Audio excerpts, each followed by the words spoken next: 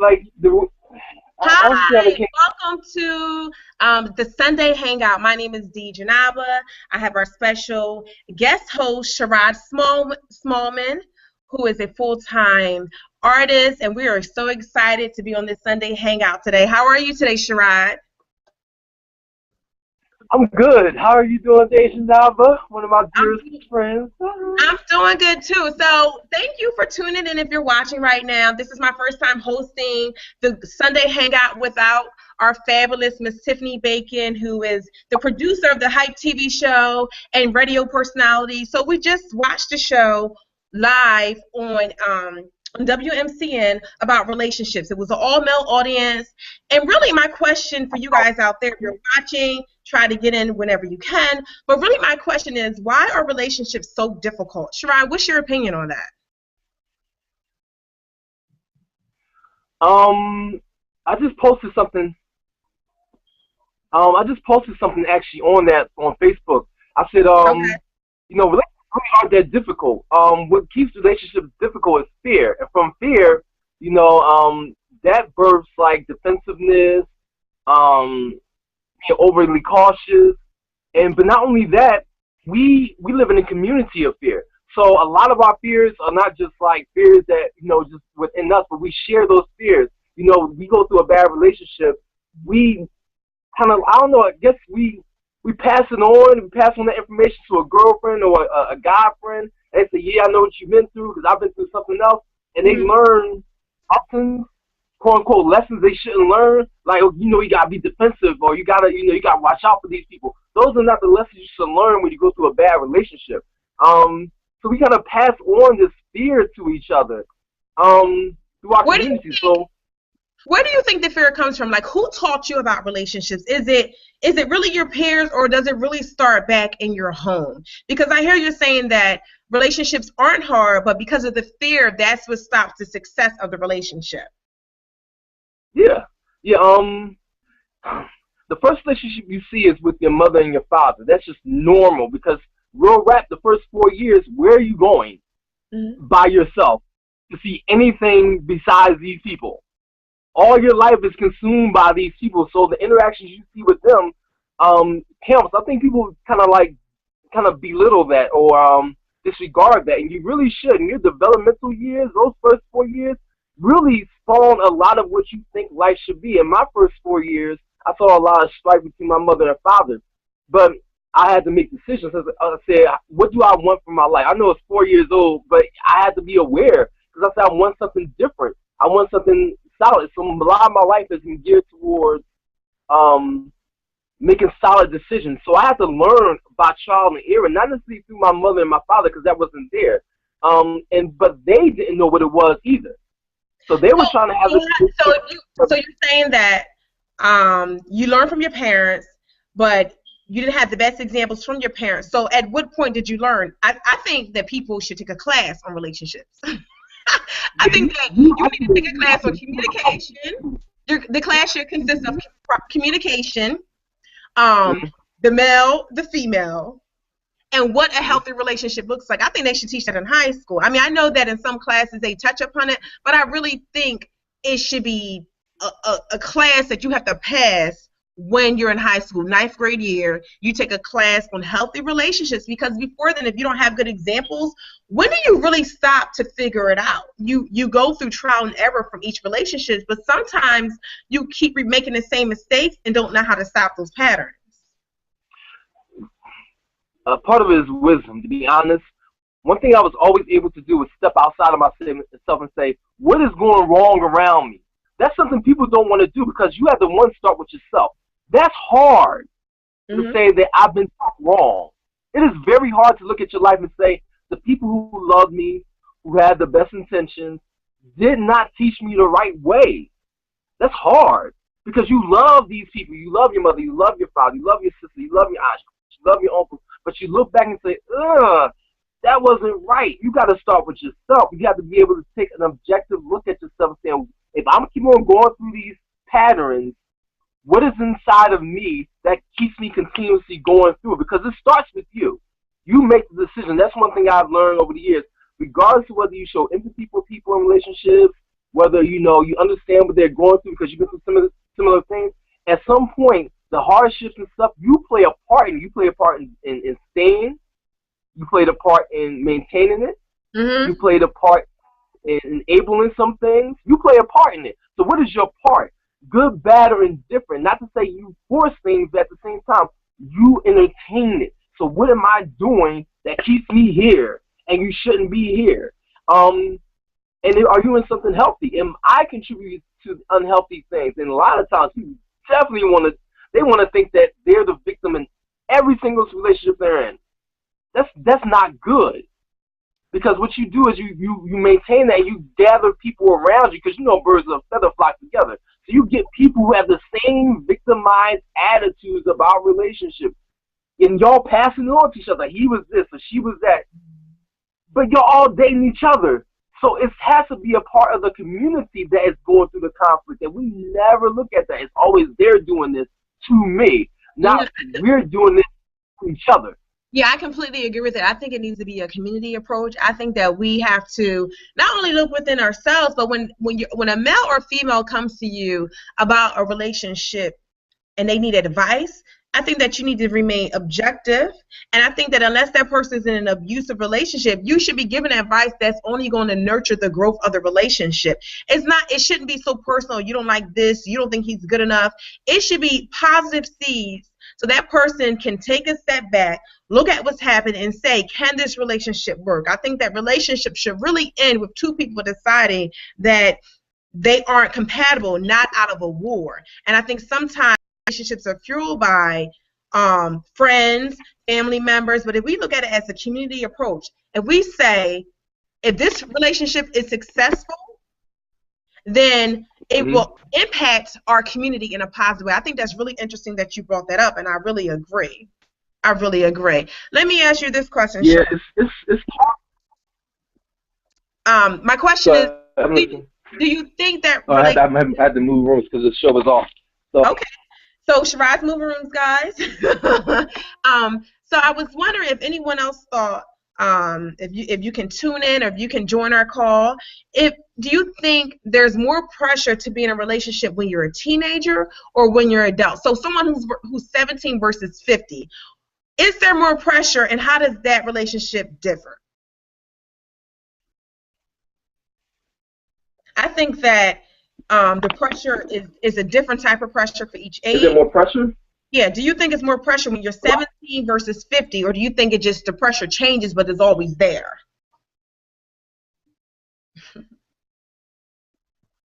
What do you think, Sharad? Pressure? Wait, hold on for a second. I'm trying to stand this thing up. Okay. Okay. Can you hear me? Yes, we can hear and see you clearly. Everything you're doing.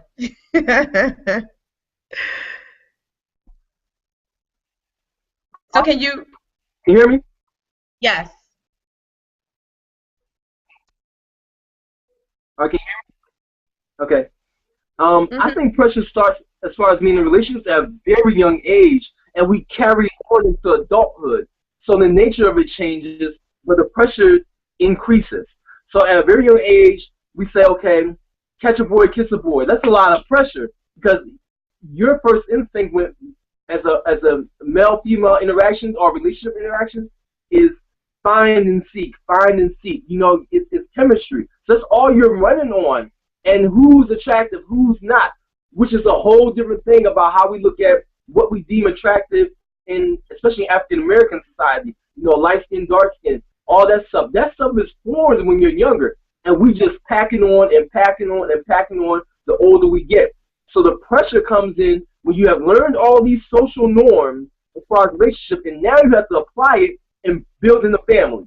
Yeah. So what have you been in a social atmosphere that... Hello?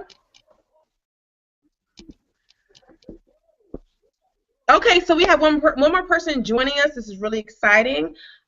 We have David, who was actually an audience member on this show on relationships, and he's also a counselor. So David, I know that you've been listening to our conversation. Do you have a response that Sharad or I had said earlier? Just to piggyback on everything that has been said, Uh, it's just a matter of, perspective. Everyone undoubtedly has a different perspective on, what relationship is, and what it's not. And to be truthful, what you have to do is just make the relationship, what you want it to be for you and your significant other. What I find with the people that I do counsel is they come from a variety of backgrounds, and the reasons for them to have the perspective that they have on relationships, they all differ, but one thing remains the same, is that whatever they focus on, it is the determination of, and it leads to the circumstances of where they are now. Mm-hmm. And you know and when you start to focus on the things that you want and would like to happen, then only that's the only way that you can really open up yourself to, to the very things that you're not accustomed to, the very things that you see in fairy tales, the very things that you see in, and things like that. So So I hear what that's all I would really have. So I hear what you're saying about, and I guess you have to know what you want. I guess that's what you're saying, and you have to be able to see it. But what if you never saw it? So, I mean, what if you know you want a good relationship, but you really don't have an image of what that looks like because you've never seen anything healthy? How do you get that person to a level where they are imagining the healthy relationship, they're expecting the healthy relationship, and it turns because they have that expectation, they're really trying to live out a life where they are grooming and nurturing the relationship.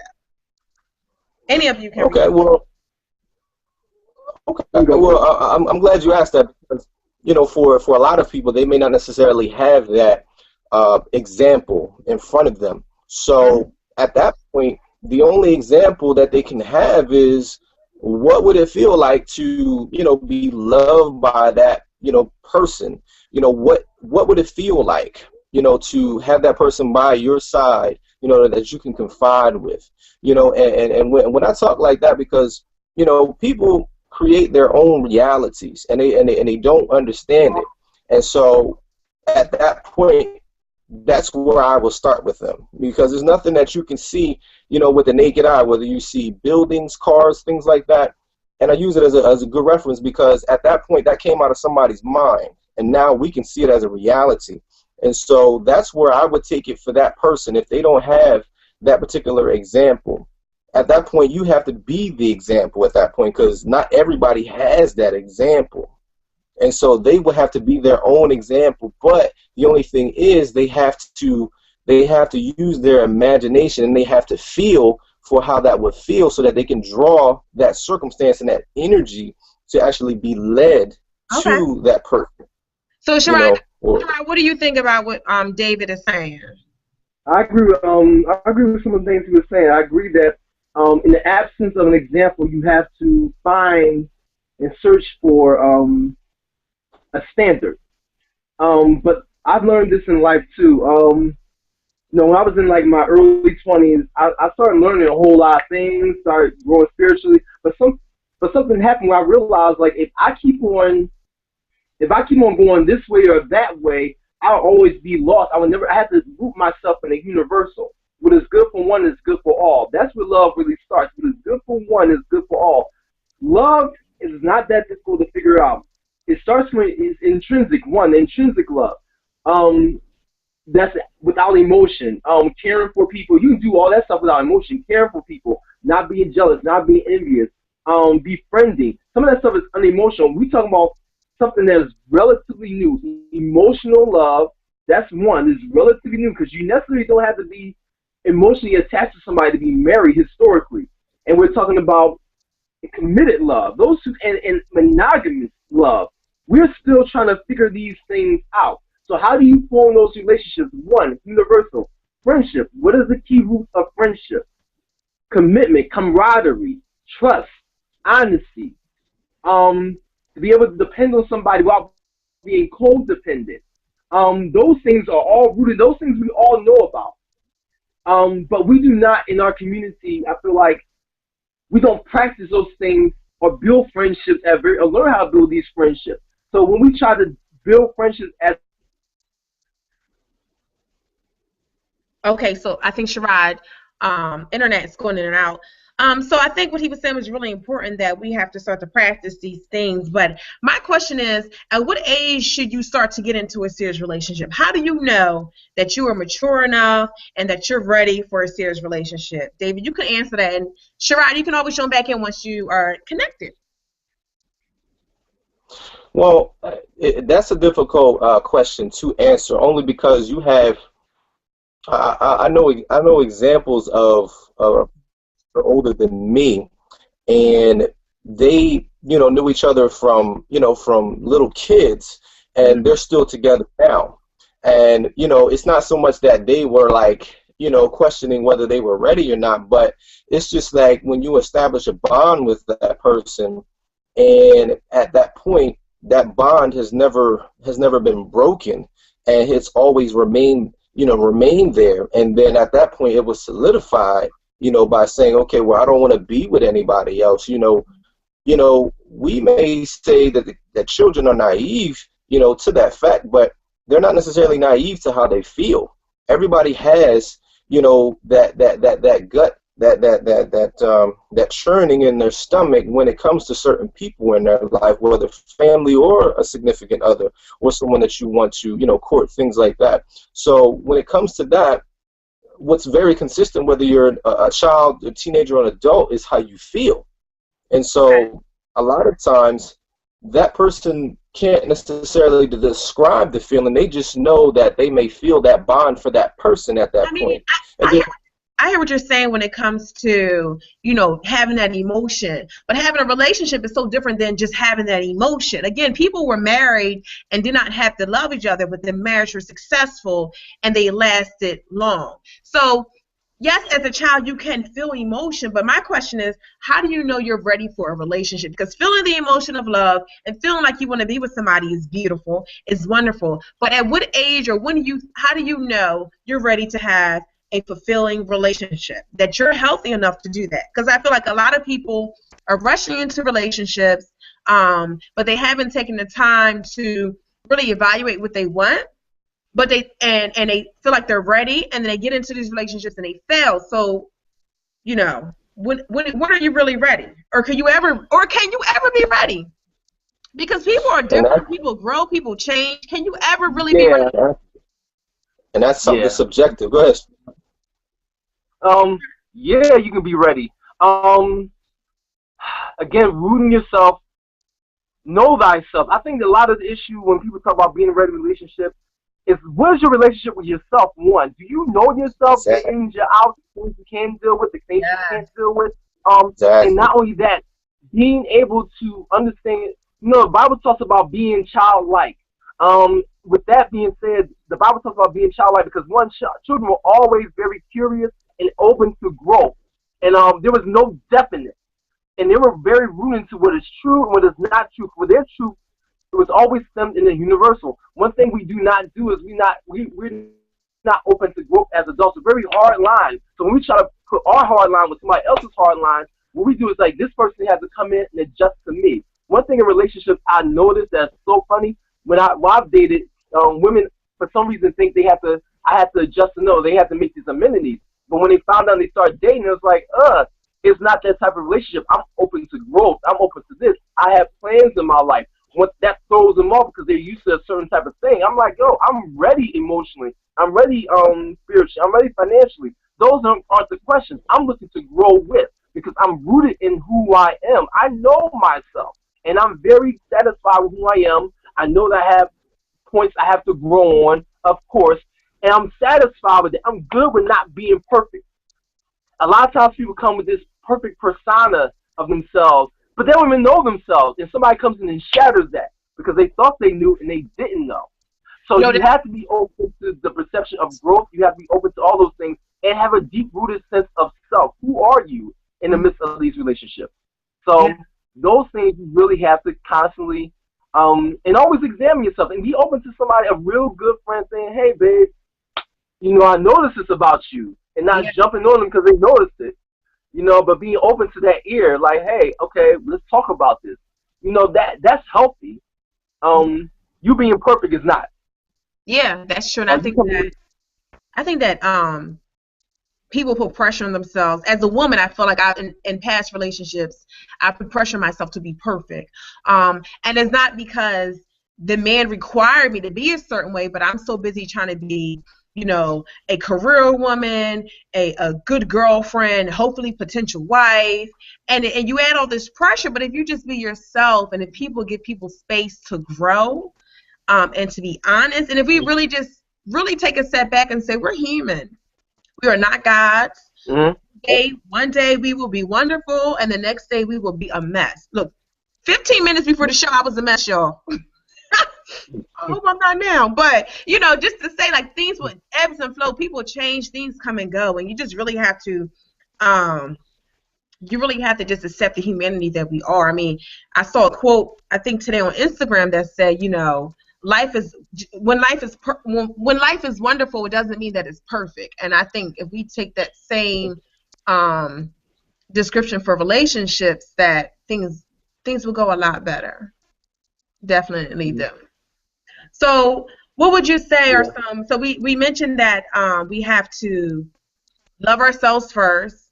What are some other tips that you would give a younger person who's dating, they're really in love? What advice would you give them looking back if someone who's like 18 and 19 years old, both male and female? I would say, I mean, first, know what you want, and know how you want to live.